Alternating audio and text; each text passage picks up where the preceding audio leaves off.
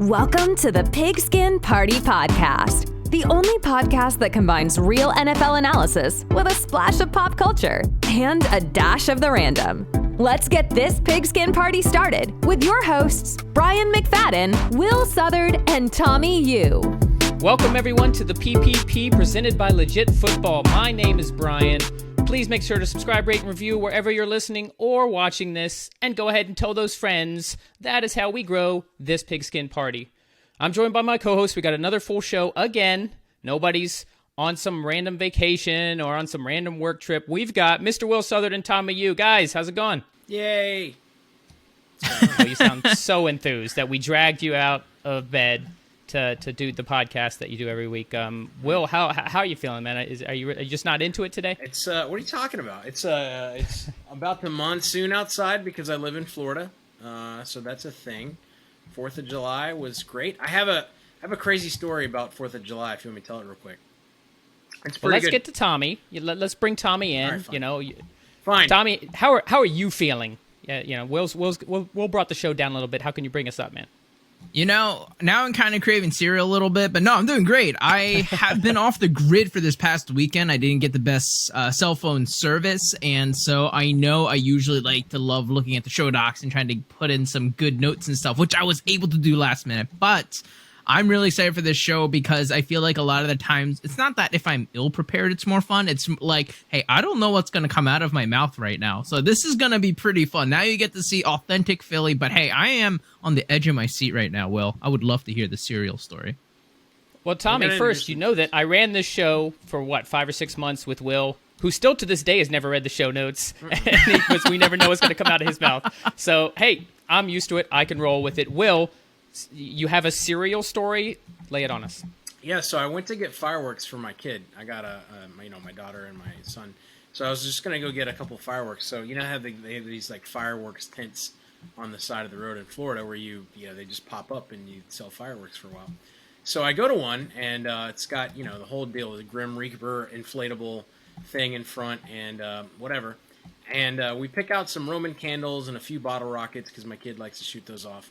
And I go to check out, and there's this 45-year-old store manager guy, and he goes, "Hey, I just want you to know, we're giving away boxes of Cinnamon Toast Crunch with every purchase. Do you want one?"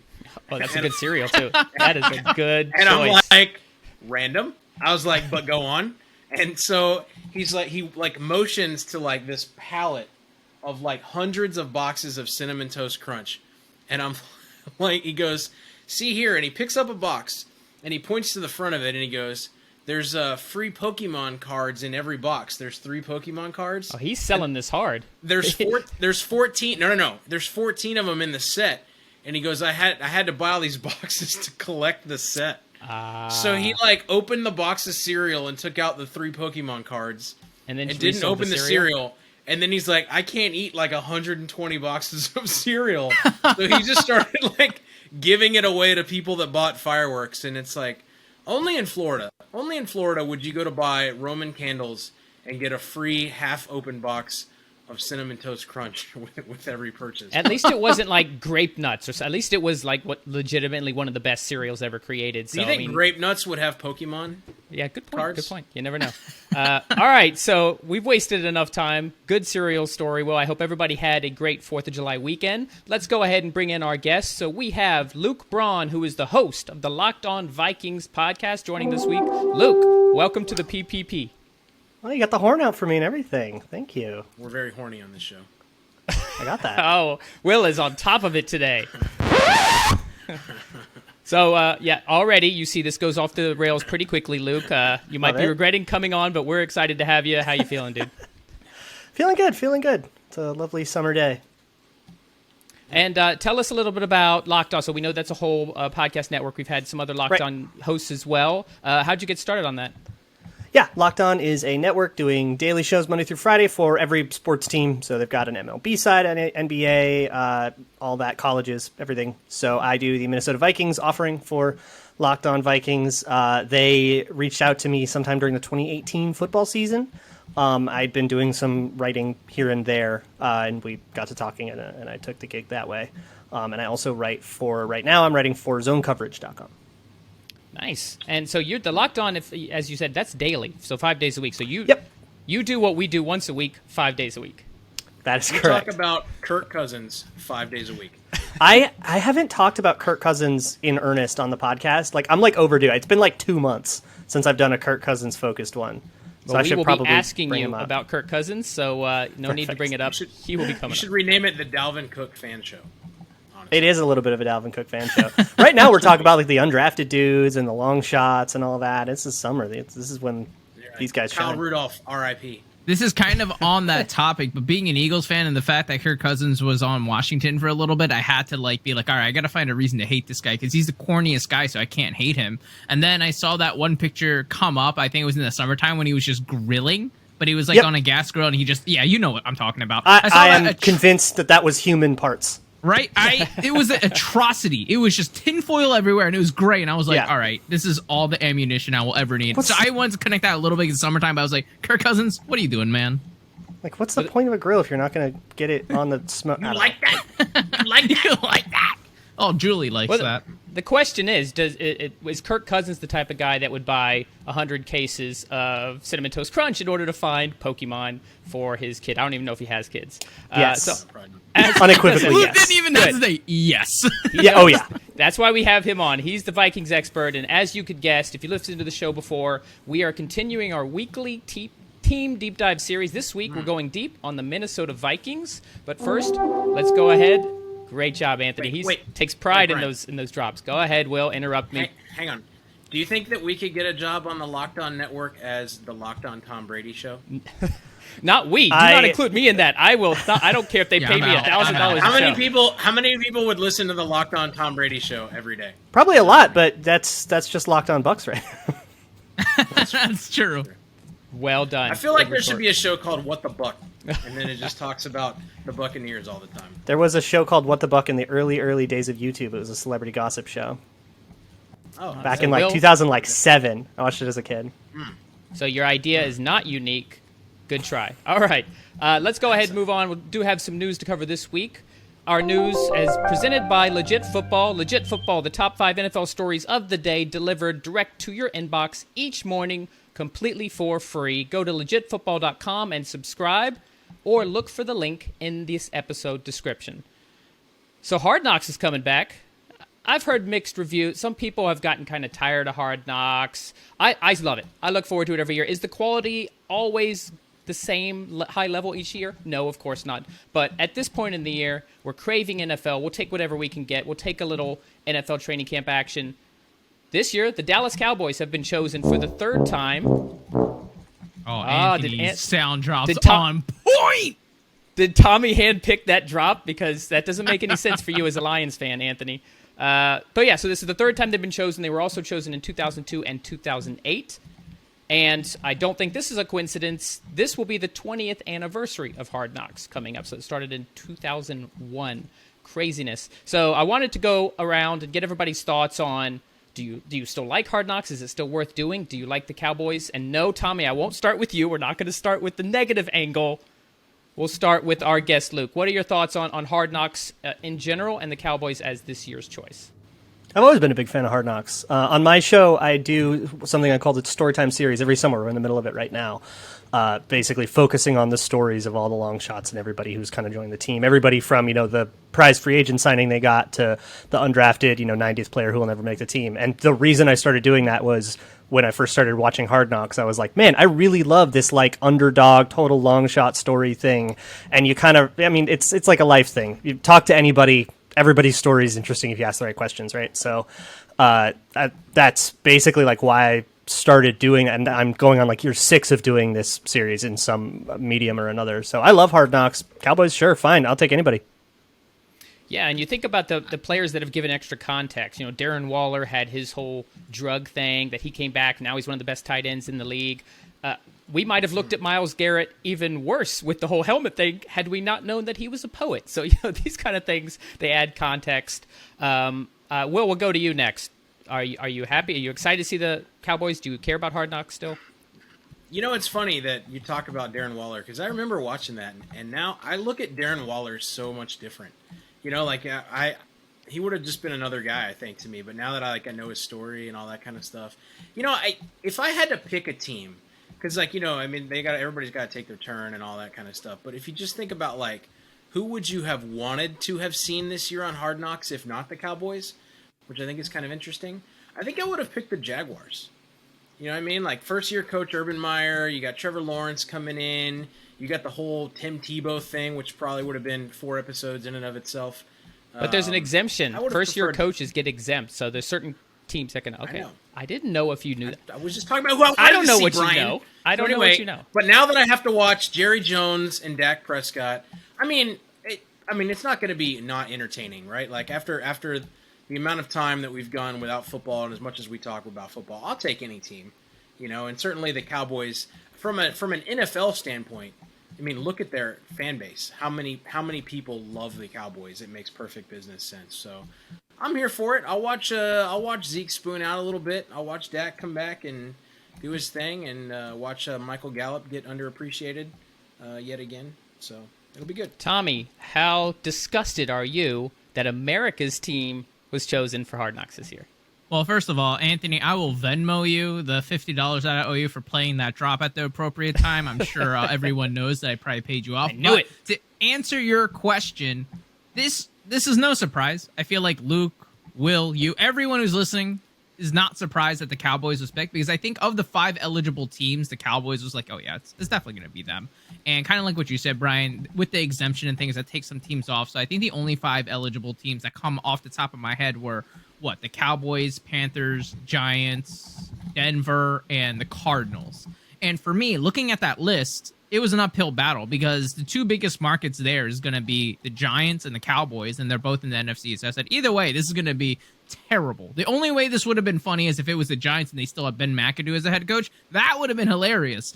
But the fact that it's the Cowboys, based on that list as trying to be a neutral fan, not an Eagles fan, the Cowboys are probably the right pick. You have Jerry Jones, who's going to, make headlines no matter what. Dak is coming back, and even as an Eagles fan, I have been a fan of Dak, which I feel like I might be losing my Eagles card a little bit there. But to gain it back, it's going to be great. It's going to be like Desperate Housewives, but football edition.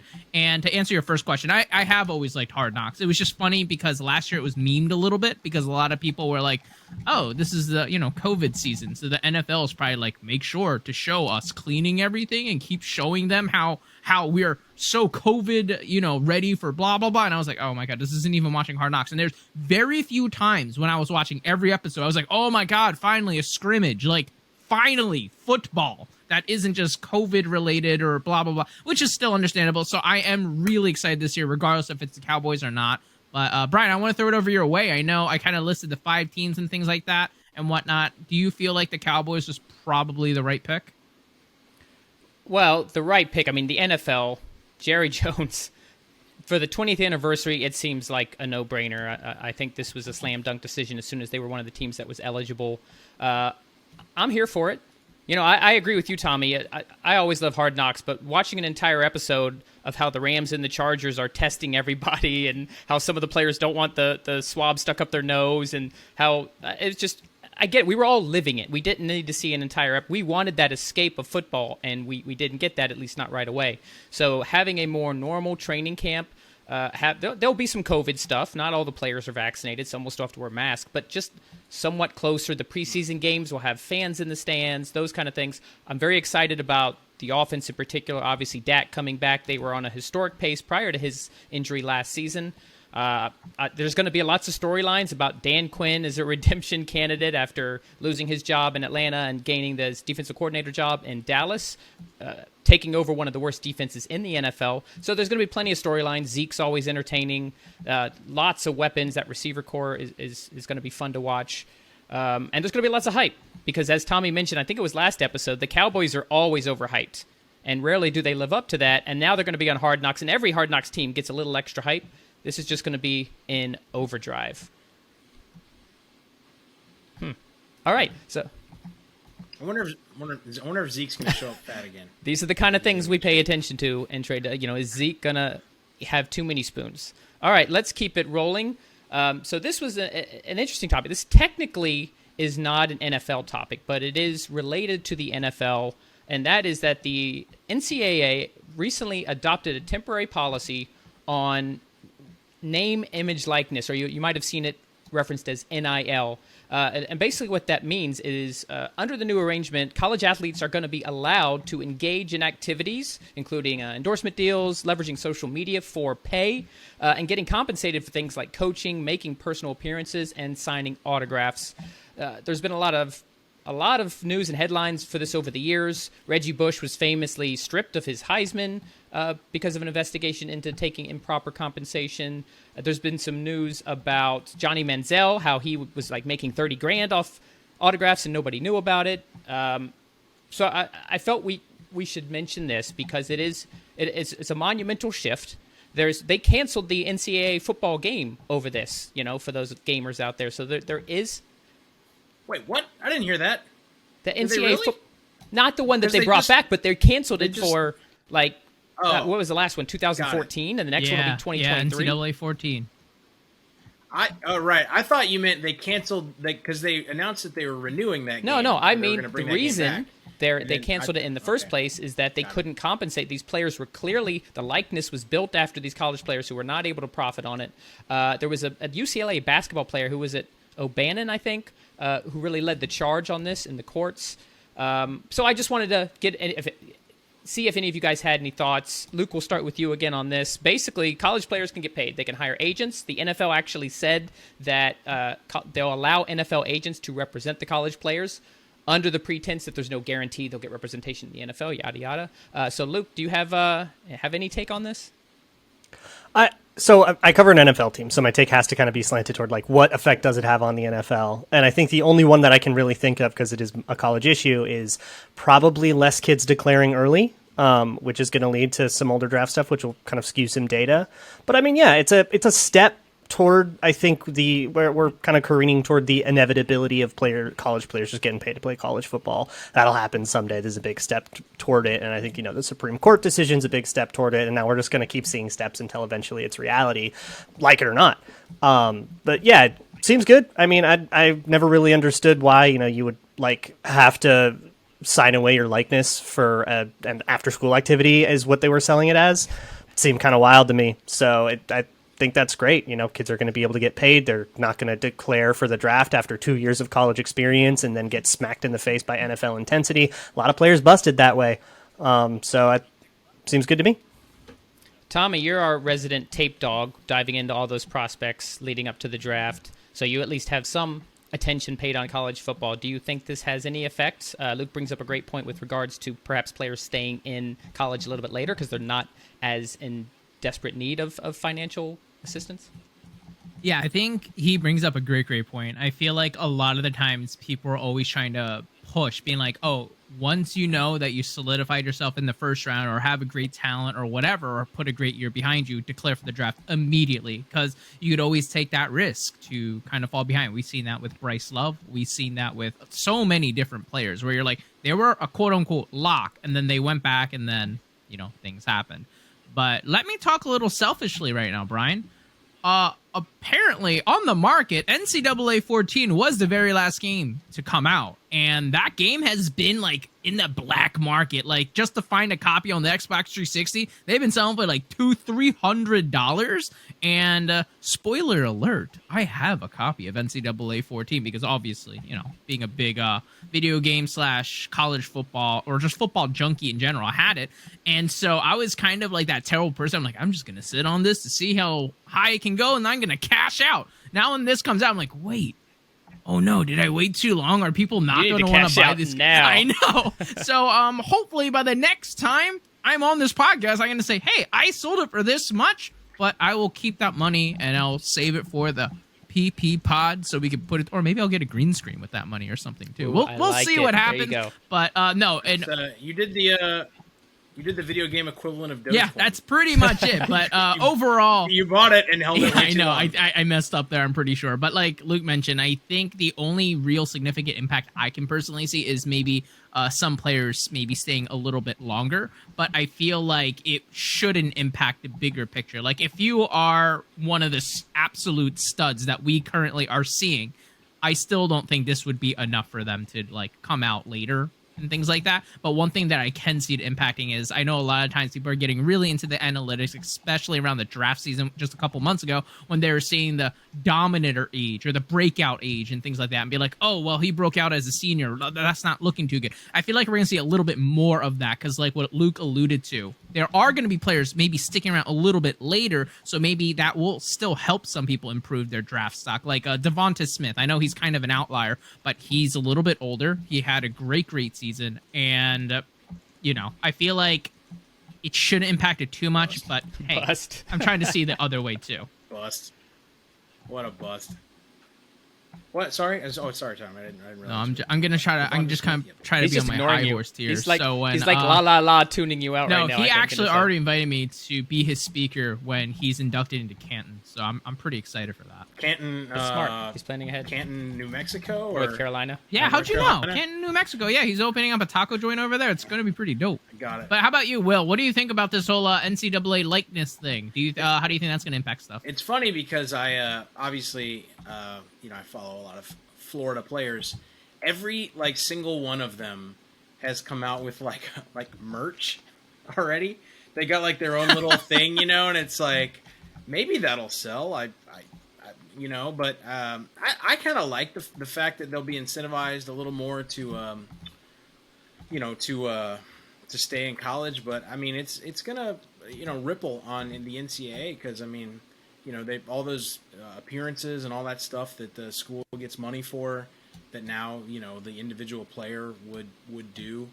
I don't know, man. It's I think it's good, but it's definitely going to be weird, especially because I think the largest deal was Master P's kid, right? He signed for $2 million or something like that. In basketball, yeah, it was some big deal. But I don't. He signed a $2 million NIL deal. I didn't see that. It was $1 million at least. Hang on, Master P kid NIL. Somebody Google this because my keyboard's loud. But yeah, he signed a big deal, and I don't think a lot of the other deals that were signed are generally that big. So it remains to be seen what the average D1 player makes off this. But I can't imagine it's that much money. But it'll be something, right? I mean, they go do autographs. Whatever, and a lot of them just leave early to go to the NFL, like Luke said, just because they want some money, right? And they want to provide for their families. So, maybe at those bigger schools, the bigger names won't feel the need to do that as much. I mean, these for-profit colleges have been profiting off these kids, their likeness, their name, their image already. Well, and what's funny about it's funny that because in NCAA, if you put in the names, it would say the name. So, you know what I mean? Oh, yeah. Whoever the announcers were, they'd rehearse or record all the different names. So they knew people were going to do that. It was clear that these players, the same jersey numbers, the same body types. And, it clears the way for NCAA video games, right? Just pay out everybody who's in the game a little bit of money. And now I won't have to go online and download the roster of all 90 Florida football players and figure out who our fourth string right tackle is. And people are happy about that, except for Tommy, whose value is now plummeting, and he needs to sell that because he needs a green screen. Doge. Oh, guys, I'm putting it up on eBay as we speak. Here we go. Facebook Marketplace. Here we come.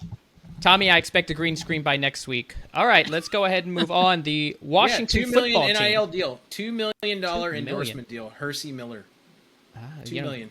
Good for him. I'd rather him have that money than yet another for-profit college. So, as I mentioned, the Washington football team was fined $10 million after an investigation into their workplace culture. Lisa Friel, who is the NFL's special counsel for investigations, said the investigation found that Washington's workplace to be highly unprofessional. That's a quote where, quote, bullying and intimidation frequently took place, and many described the culture as one of fear.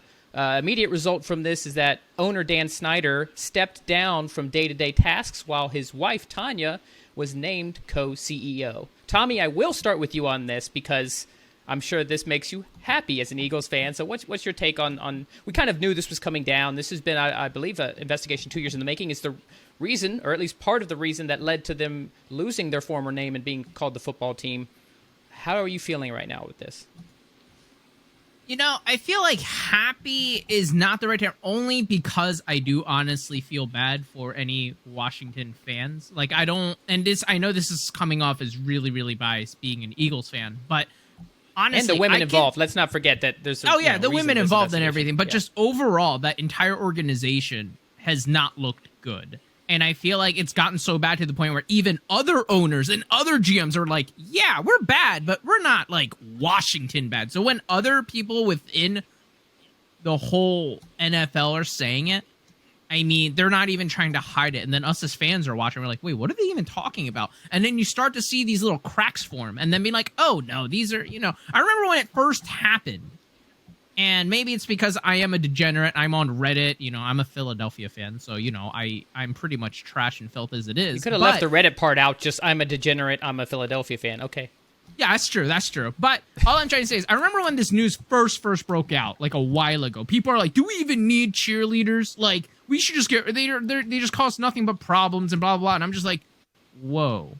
Like, what is happening right now? And then let's be honest. I mean, the cheerleaders do not add anything. Oh, to no, the game. I completely agree. But they're almost acting as if, like, let's just cut the cheerleaders out and then it's done with. They cause more problems than needed. Yeah. And although people may agree with that, like, I don't want to say I agree with it, but I completely understand. There's no reason for cheerleaders to be in the modern game of the NFL. No one comes to the NFL game and be like, dang, when I buy tickets, I want to buy these tickets because I know I'll be closer to cheerleaders. I mean, maybe there are those people. I don't want to make that judgment. How do I spell Eagles? Oh, they're showing me. But long story short, I remember when the news first broke out, a lot of people were trying to not come to the defense of the NFL franchise, but a lot of people were like, oh, it's not worth it, blah, blah, blah, like, just cut them out. And I was like, that's kind of weird. And then more news started to come out, but as long as Dan Snyder is still somewhat involved with Washington, I just thought it was funny. He's like, yeah, I'm going to appoint my wife, and then, I'm going to get the slap on the wrist. I mean, $10 million, that sounds like a lot on paper, right? But he's a freaking billionaire. How much does that cost? Like, him going out to pump some gas? Like, for an average folk like me, when I see $10 million, I'm like, yeah, I'm never going to make that my entire life. But someone like him, he's like, oh, darn, yeah, I'm going to take some sensitivity training, and I'm just going to come right back to it. Thank goodness I have Ron Rivera kind of handling everything and making this franchise actually look good for once. So I know I was kind of long-spoken here, but it kind of frustrates me because I feel like the NFL took the action because they were eventually forced to, but it's always like, oh, yeah, I forgot this was happening. Thank you, NFL, for doing something finally that everyone kind of forgot about kind of thing. So it is frustrating. I hate to see it, but for me, I never had any ill feelings to Washington, only because to me, as long as I've been alive, it was like, oh, that's so cute. They made the playoffs. Good job. Whereas the Giants or the Cowboys, I'd be so upset. But yeah, it is upsetting. But I would love to hear your guys' kind of reaction because obviously for me, I have a lot closer ties to the Washington football Which team. is why I wanted to start with you on that. But Luke, I'll go to you on this one. Do you think this didn't go far enough? Do you think this will have any impact on the Washington organization going forward?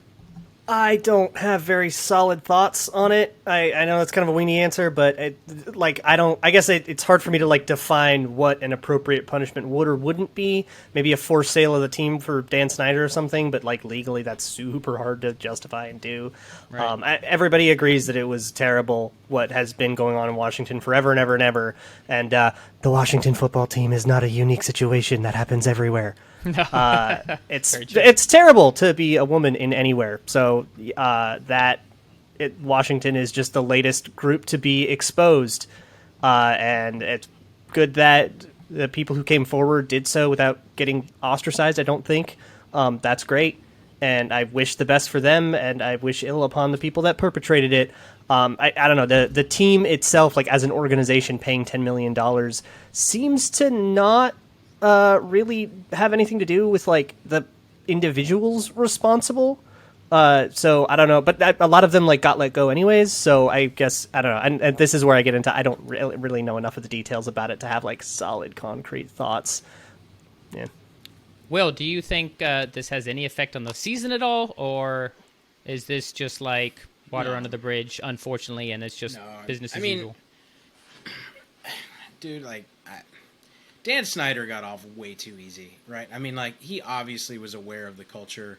The move to appoint his wife as a CEO is, sure. And here's an important context, too. So the NFL did not make him step down, and they did not make him appoint his wife as co-CEO. He volunteered Sure. So this wasn't even a punishment for him. This was just something he chose to do. Yeah, but it's almost like, excuse me for being a little skeptic, but it's kind of like, it's almost tokenism a little bit, right? Like, let me do this thing, like, obviously he's still going to run the team, bro. Like, I don't know. But I would argue that, like, in the context of cheerleaders, I think they're more important to the college game because the stadium is, like, more important, I think, in a college game. And I'm a huge fan of college football, so a whole different discussion about whether or not cheerleaders yay or nay or one way or the other. And I do think University of Florida students need help spelling for every touchdown. So yeah, I agree with that.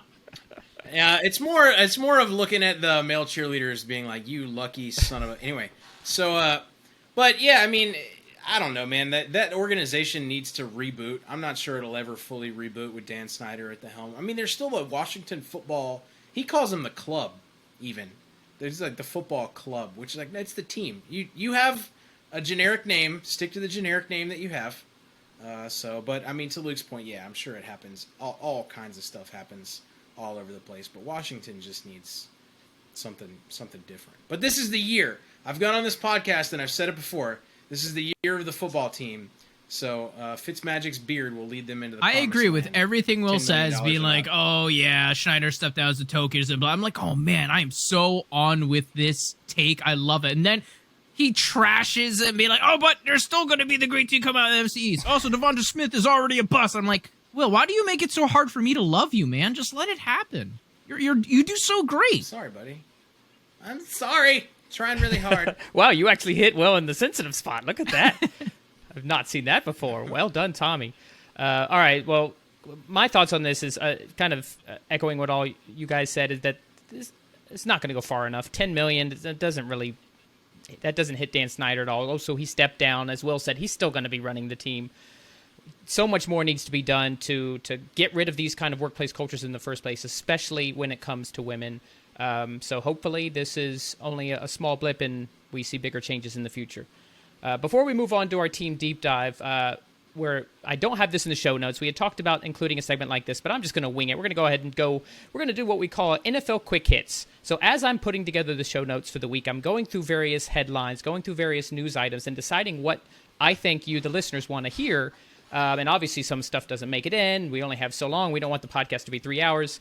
But then we decided collectively, well, why don't we do some quick hits, some headlines that maybe some of you didn't know. We have a lot of international listeners. Perhaps they don't know the day-to-day as much as we do. So let's just quickly go through certain headlines and just do a quick take from one of us, and then we'll move on. So there's really just two I want to go over today. Tommy, I'll give you the first one. So Josh Gordon, we all know, wide receiver Josh Gordon, formerly of the Browns, formerly of the Seahawks, formerly of the Patriots, formerly of the 420 team. He has applied for reinstatement. Do we actually care about this? No, and it kills me to say this because, as you know, I am a very avid fantasy football fan, and he is pretty much like a meme in our community where we're like, Flash Gordon, he's back, I can't wait. And every single year, like clockwork, it happens. But every single time he gets suspended or he unfortunately relapses, because his story is actually pretty unfortunate, but still, anytime it happens, like, well, that's the end. Like, there's no way he's coming back to the NFL because this strike 4, strike 5. I don't watch baseball, so I don't know how many strikes you get. But apparently, according to Josh Gordon, you get like 10. And so, unfortunately, I don't think it makes a difference anymore because even if he is able to complete a full season, I mean, he's been in and out, so many different teams, offense, and everything. Like, how good is he still just as a player itself? So, unfortunately, it hurts me to say, but Flash Gordon coming back or trying to get reinstated, it is not news anymore. But I am certain that like 2016, 2017 Tommy would have been hype. You know what else I'm certain? I would say 90% or plus of fantasy leagues out there, someone in the league will take a waiver wire shot on Josh Gordon. 100% correct. Even if he's not, I'm betting on the upside. He's just a free agent all season. Willie, we should take him for DFS, right? Like, I should just put like, oh, dude, he's only worth like $1. Like, this is dope. It would save you budget on the rest of your squad. All right, let's move on to the next NFL quick hit, and that is that the news came out today that the agent for Patriots wide receiver N'Keal Harry has requested a trade for Harry. Harry was a 2000, I think it was 2 years ago, first-round pick. Yep, 2019. Will, as a former Patriots fan until your boy Brady left, what are your thoughts on this the N'Keal Harry situation? Dude, like, what a sad, he had such promise coming in, like just that whole skill set did get screwed recently on that touchdown that was in, but it wasn't. But I think he needs to go somewhere else, right? Like, the Patriots brought in Kendrick Bourne and all the free agent money that they spent. Obviously, they didn't think that he was the truth. I still think he probably. But Kendrick Bourne, who was number 3 on the 49ers, he's the truth. No, I'm not. But what I'm saying is obviously they didn't feel like he was the truth, right? And so, especially with Cam Newton going to be the one dishing it out in the beginning of the season, I think he just sees his future in the NFL, and he's like, I just need to go somewhere else and get a fresh start. So I hope he does, and good for him. But I think if he would have stayed in New England, he would have been like one of those like nice to have kind of prospects. So I'm all for it, man. They just need to trade him and get him out of there. And yeah, I agree. Get like a 6th or 7th conditional round pick, and just somebody else can take a flyer on him. It will happen. All right, so that was it for NFL Quick Hits. Oh no, it wasn't apparently. Go ahead. I'm curious on how long. No, I want to hear Luke's take because he made facial expressions. Interpret your facial expressions. How do you feel about N'Keal Harry's? Are we 100% that he's going to make the team he gets traded to? Oh, now that's a hot take. I think he's that Who is bad? he losing a camp competition to right now?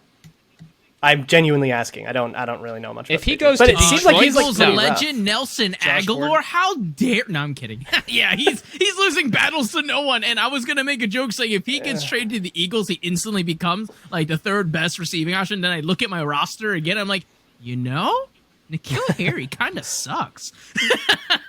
It's rough out there for wide receivers. Detroit you can is be the place to go.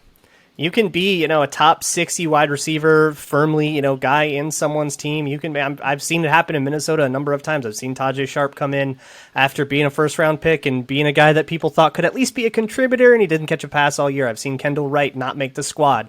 This kind of thing happens. Yeah, I still think, there's the team I see with the weakest wide receiver core in the league, I'm sorry, Anthony, is Detroit. So hopefully they throw something at him and he'll be catching passes from Jared Goff. He had the Lions thing ready to go. All right, let's move on to our team deep dive series. As we mentioned at the top, we will be going deep on the Minnesota Vikings. We brought Luke Braun on from the Locked On Vikings podcast. So, Luke, we always start with the question, what are your thoughts on a high level of the 2020 season for Minnesota? 2020 season, if to describe it in one word, the word would be soft if I were to describe the 2020 Vikings. They were soft. They got beat up and down the field by everyone who was more physical than them.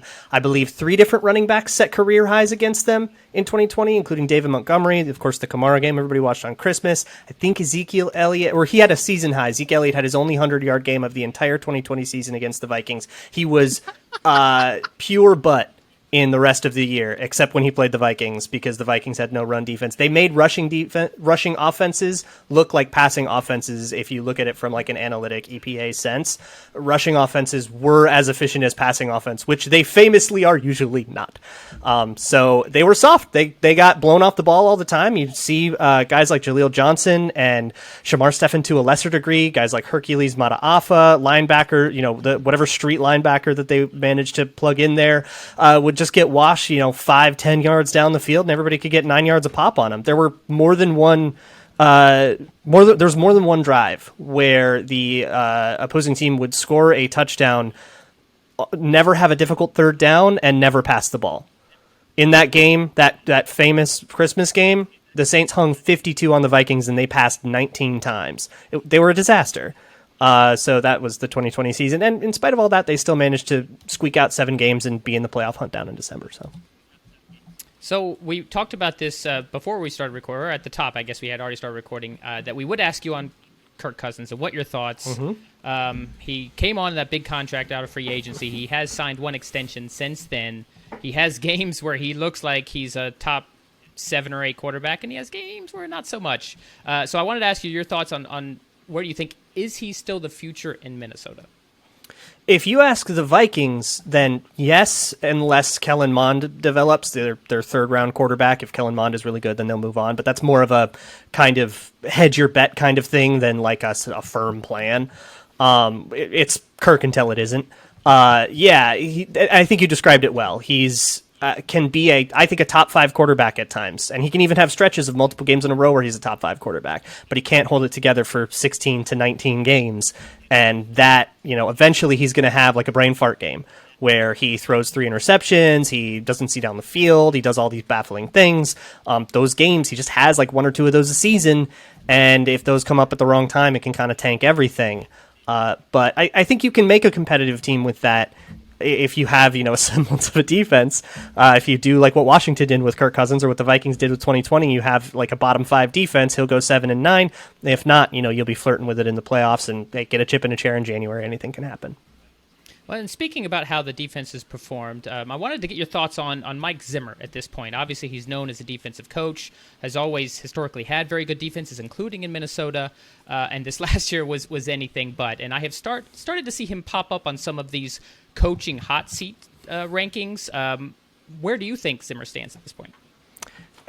Based on the whispers inside the Vikings organization, his seat's a lot cooler than I think the national media makes it out to be. I think they want to run like the Steelers run, where you get all the patience in the world, you let things go, and you don't want to be in a coaching search every 2 years like the Browns are.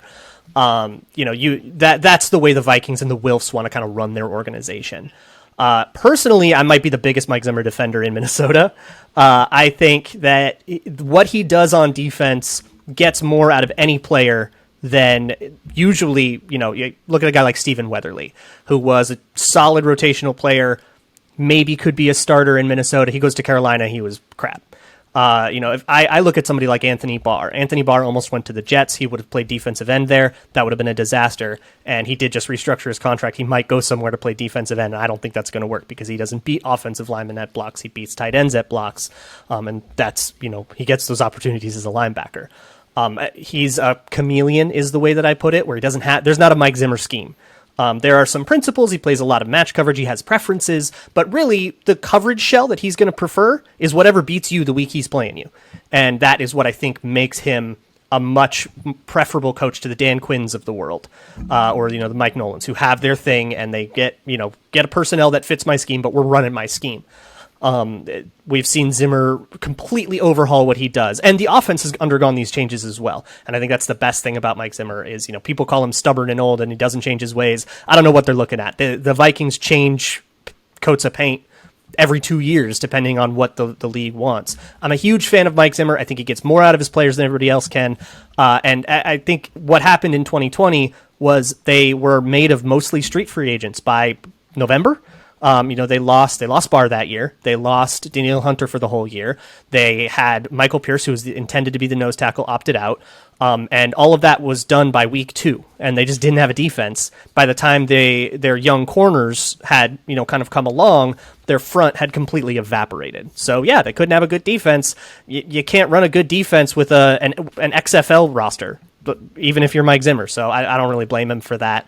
And I think that he is doing more for the Vikings than pretty much anybody but, one of the top 5 coaches in the league. Of course you could say, Bill Belichick would be better. But if you got rid of Zimmer, you got somebody else. I don't think you get another coach that's better than Zimmer for a long, long time. Well, speaking of replenishing some of that talent, what are your thoughts on the draft class in this year? I don't love the draft class. I think it's too project-y. I was not a big fan of Christian Darasaw coming out as a high first-round pick. They got him at 23. I think that's about appropriate. But he's got a little, I'm going to say it in the meanest way I can. He's got a little quit in him, and he kind of lets up on plays. Never good for a tackle. He lets up on plays before the play is over, like way too often. If I were the coach, I'd be livid about it. It didn't seem like Virginia Tech was focusing on that with him very much. So maybe if you do focus on that with him, you can get that ironed out. But I'm a little concerned there. I don't love Kellen Mond as the next pick that they made as a project quarterback. He's like he's a project. He'll maybe be good in 2 years, but people are talking about him as the future of the Vikings, and I'll believe it when I see it. And you've got a lot of players. Kirk, unlike the Packers, at least they told Kirk they were going to draft him. I don't think Kirk's feeling threatened right now. Not at all. And he's not even remotely ready to play. So don't expect it. Don't draft Kellen Mond in your dynasty leagues or whatever. He's not even close right now. He's not even beaten out like Nate Stanley in camp. But yeah, like they've got Chaz Surratt not ready to play. Janarius Robinson not ready to play. I like what they did on the offensive line. Christian Darasaw, he'll come along okay. I'm like lukewarm on the pick, but I'm not, hating it. I love Wyatt Davis. Oh my God, I love Wyatt Davis. His tape at Ohio State is just violence. It's war film. And I'm so endeared to that. But otherwise, it seems like a lot of guys that like maybe they'll be impactful in a couple of years, maybe. And that just isn't very exciting to me. Well, let's talk about their offseason aside from the draft. Is there anything they missed, any holes or weaknesses they didn't address going into 2021? There's one, which considering how they went into the offseason, I think is a pretty good job. They need an edge rusher opposite Danielle Hunter. They got Stephen Weatherly right now. He's not good enough. They've got a couple of rookies that they got in the middle of the draft. That's not good enough. They're going to have a pass rush problem. Getting Sheldon Richardson helps. That takes a little bit of the pressure off. But basically, there's not a lot right now that's stopping you from double teaming Danielle Hunter and having a really, really good pocket. So yeah, that I'm a little concerned about that. But look, the secondary was a disaster, and it's been reconstructed from scratch in a way that I feel pretty good about it. The defensive front was a disaster. The interior of it, you bring in Dalvin Tomlinson, you bring in Sheldon Richardson, you get Michael Pierce back. I feel good about that now. And those two things were really, really concerns in 2020. The two things that I think sunk 2020 the most were early in the season, coverage, and late in the season, the front. And both of those things have improved significantly. So on that note, what are your predictions for 2021? Do you see this offense keeping up the pace that it had? Obviously, they've got a great running game behind Cook. You mentioned that the offensive line sounds promising. Justin Jefferson was a revelation for them last year, and you seem pretty optimistic about the defense. So where do you see the 2021 season ending for Minnesota? I think it ends in January. I think they make the playoffs. I think they're in it. Depending on what happens with all this Aaron Rodgers stuff, maybe they're even going with the North. But hey, the Vikings have won the North with Aaron Rodgers in the division. That's not an impossible thing either. In fact, back in April, when everybody was really down on the Vikings because they had just signed Patrick Peterson, everybody thought it was like this desperation old guy thing. They were plus 375 to win the North, and boy, howdy, I took it. Their over-under is 8.5 games. I got them on the over. They're plus 120 to make the playoffs. I took that. I'm bullish on the Vikings, and I don't think the pace that they had on offense is particularly unsustainable. They were 11th in total offense last year, and that was enough. If the defense could have pulled it together for just one more game, they would have been in the playoffs. So I think that's enough, and I don't think that's particularly difficult to replicate or even improve on, especially if the offensive line gets a little better. If either of those rookies come along, and you don't have to put up with Dakota Dozier and Drew Samia and the absolute disasters that were at guard, and be a little less soft. They were on the cusp of the playoffs despite how soft they were. Be a little less soft, and I think they get into January, and they can, from there, anything can happen. Yes. Are you as high on Justin Jefferson as I am as a yes, like the future of top tier wide receivers in the NFL? Because I think that guy is you can't overestimate him. Like absolutely. All right, I'll just stop talking. But I think he's amazing. I really do. And he came from LSU, which is God, I just can't stand to like him or Dalvin Cook because of that. But how can you not, man? Yeah, I mean, the kid is you can't overestimate unreal. Justin Jefferson to unreal. me. If you watch the way that he wins, he runs routes like a 10-year vet with the youthful zeal of a rookie, and that's a really, really good combination. In OTAs, he has already lapped Adam Thielen, and Adam Thielen is Adam Thielen, and he's lapped him in OTAs.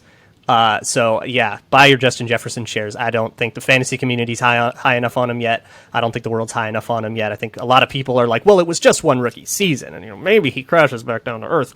All signs point to nope, he just is as good as you think he is. And if you watch him and don't just go on stats and random guesses about regression, you would see what people are seeing in him. He's incredible. He's an artist with his routes. Do you think If you had to compare the future potential, Why of would you do Justin this? Jefferson and Devonta Why Smith, would you? I already Which hate one Justin do Jefferson you think because would the pan out Eagles to- should have easily What taken do him. you But, you know, think would Howie pan Rose out? was like, oh no, Jalen Rager, this is a great pick. And I was like, what are you doing, man? And then, of course, that video leaked of Minnesota cracking up and they're sprinting. They're like, yo, get Justin Jefferson, like, right now. And I was like, what's happening? And then the hold on, how do I put myself? Can Devonta Smith catch? Does he have a drops Tommy's issue, triggered. or is that just the one Tommy's clip? triggered. Oh boy, here we go. Does- It's me against the world. Where's my dog mask? I think I have that somewhere from 2017, but don't make me go get that now. Come on, guys. I'm genuinely asking, does Devonta Smith have a drops issue, or was there just the one clip that everybody got real mad at? All right. You know, we're gonna have Luke back on here. Give it what? October. Nah, that's a little too early in this. I love We're gonna Devonta have Smith. you back. I loved him coming out. We're gonna have you back, and I'm gonna be like, just sitting here like this, sitting all proper, and then we're gonna be like, we're gonna talk about Devonta Smith, but I won't have to say a word because he's gonna be lighting it up. Probably not, but If I remember- live in my fantasy. If I remember, so Locked On play does with a who mock we're draft talking every year, where all of us Locked On hosts get together, we do a mock. And when it was my turn, I think I took Devonta Smith at 14. And I was like jazzed about it. If I remember, oh no, I took Kwity Paye because he got taken like one in front of me. But I would have slammed Devonta Smith if he was there for. I love Devonta Smith. This is the By the way, pity. Tommy, this is you've the now- pity that I'm soaking up now. There's like 7 or 8 guests that are coming on this show for a Devontae Smith revenge tour at this point. And watch, it's just gonna. All that's gonna happen is everyone's going to be like, The whole- "See, Tommy, we told you he was gonna be trash," and I'm gonna be like, Our "Guys, entire why are 21 you season is going to be a attacking me?" different guest, and Tommy inviting them back on from the Devontae Smith revenge tour. So, Luke, you've got the Vikings going to the playoffs. You got an over at 8.5 wins. Let's get an actual record prediction from you. 11-6. Win the division. Oh, there you go. Let's do it. Let's go. Even It's with- July. even with it's, Rodgers. it's the summer of homers. Let's do it. Yeah, with Rodgers. Screw it. He's mad. They're not going to be communicating. They'll win like 9 He won't games. play well. He's going to be thinking about Jeopardy and Shailene Woodley. So Yeah. It's Homer summer. Also the podcast. Let's say Tommy, you anything. can What are you be- going to do? you Clip can- this on me? I don't care. Anthony knows how to do the clips. Tommy, you can be hopeful about your Eagles. I don't really care if you're hopeful about the Bucks, Will, so I don't want to hear your notes on that. Luke, thank you so much for going deep on the Minnesota Vikings. Always in awe of you Locked On hosts that do this thing 5 days a week, so much respect to you. You are going to stick around, I believe, for the Flavor of the Week episode as well, correct? Yeah, sure. Oh, sure. Wait. Oh, yeah. Hang on, I got more questions about the Vikings. Hang on, I got more questions. Is Madison that much crap?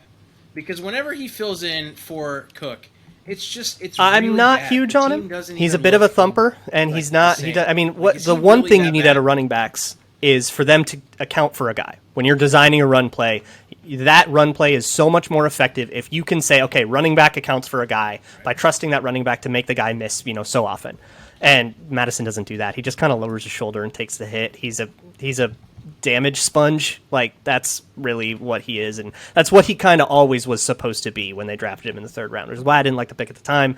I'm not very high on Madison as like a future guy. He'll be a committee dude for 4 years in the NFL. He'll make his career. Love him as a person, as like a personality. He's like an absolutely amazing human.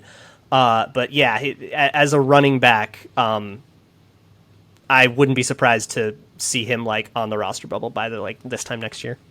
So if I'm hearing you correctly, I should stop adding him as a handcuff in every single fantasy league that I'm in. If you want a I've done that the weird, last 2 years. if you want a weird fantasy handcuff that is like a total underdog, Oh my god! always. Bernard. So there's 2. If you do Gio kick Bernard. returns, Gio Kane Bernard. Nwangwu is a 4th round pick. NWANGWU. Got to spell it first. He's a 4th round pick.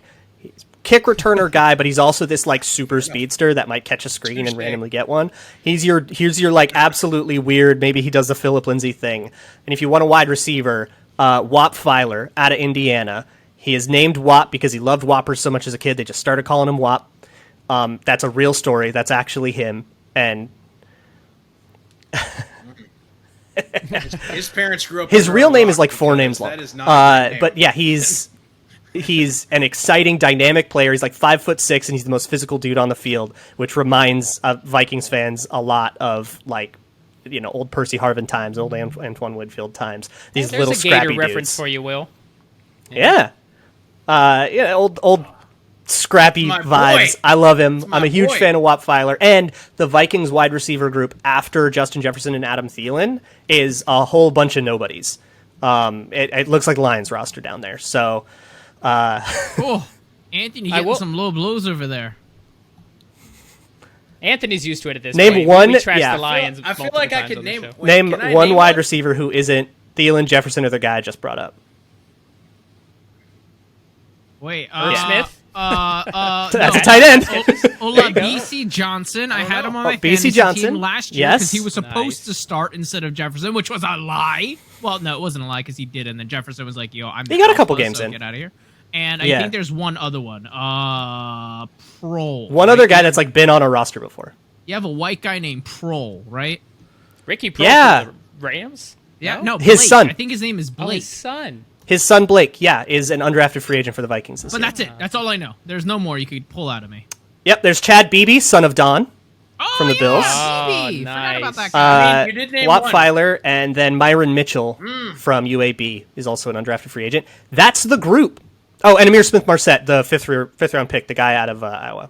You'll get no pity from me because I saw what the Eagles put out the past 2 years as wide receivers, or that's what they called them. They called them wide receivers. But I was just like, I've never heard of this guy in my life, and this is someone who avidly follows the Eagles and watches a lot of college film. And when I saw some of these players, I was like, I literally don't know who this guy is. And but anyway, the Vikings. Maybe Philly should trade for N'Keal Harry.